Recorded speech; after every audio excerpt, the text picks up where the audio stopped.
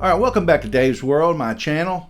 Glad you're here. Today we're going to talk about the Taylor 814 CE Grand Auditorium guitar.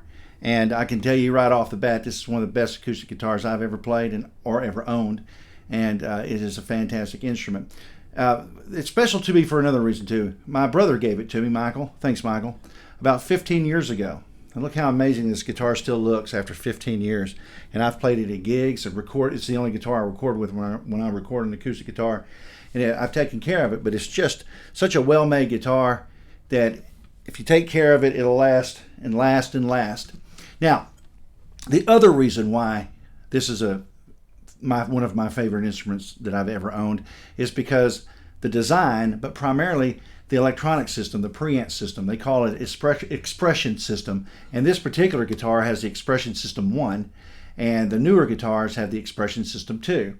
We'll talk about the differences in just a few minutes, but this is probably what separates the guitars from all the other ones, the high ends like the Gibson, Alvarez, and the Martins, is their preamp system. The preamp system was the actual electronic part. The preamp was designed by Rupert Neve, and if you guys are in the music business and you either recording with DAWs or you've recorded in an analog studio, you know who Rupert Neve is, and he is the guy that's designed some of the most influential recording equipment, preamps and mixing consoles that have changed the face of music. You know, some of the best albums ever have been recorded on Rupert Neve designed equipment.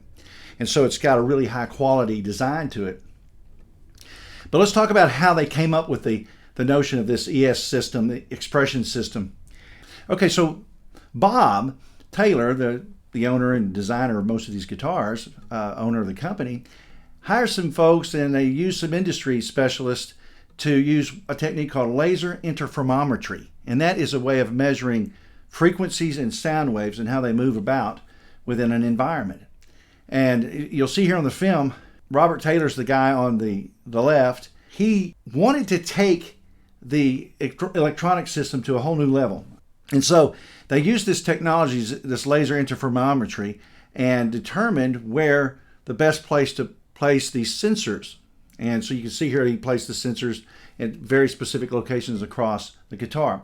Now, one of the differences between the ES System 2 and the ES 1, like mine, is that in the ES System 2, the piezo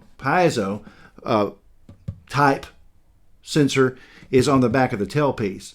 And on the later models, with using the ES1, it's just below the neck. You can see here that they place it just below the neck here. Either one of the systems sound great. There's differences between the two. I actually kind of like the way mine sounds, but it's just my preference. This one has a little more bottom end punch to it, and the other one's much smoother. So if you're into that kind of sound, you'll like it. And I think it has a lot to do with the way the pickups work at the back.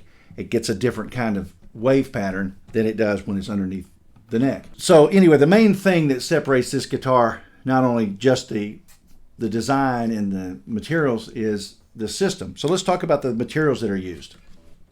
Okay, so it has a Sitka Spruce top, and this is a solid. I believe that starting with the 300 series, they use solid. It may be the 400, but I know for a fact the 100 and 200 series use laminates, and that's how they keep the prices down. So if you want to get an even cheaper Taylor, I've played them as well. They're great guitars, and for the money, they're still, even their entry level is a little more than some of the mid-range Takaminis and Yamahas. But you have to get to, I believe, the 400 series to get the solid wood. So this is a solid Sitka Spruce, same on the newer models, and a solid rosewood sides. Indian rosewood, mahogany neck, and an ebony. They're still using ebony. That's what this is, and they're still using on the newer model. It's a harder wood.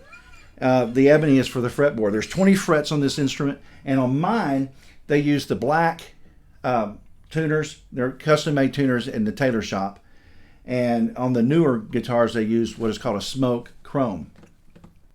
I'll play some sounds with it recorded through a mic and straight in just a minute, and let you kind of hear the difference. You can't really put down the way it sounds at all recorded with an input from the preamp system. The design of the way they put the ES system in here is just phenomenal. It looks great, and it also doubles as the strap holder.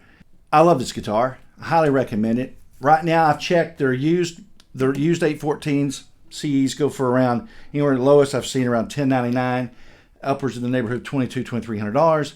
The brand new ones are around $3,700 to $4,100 depending on when you go.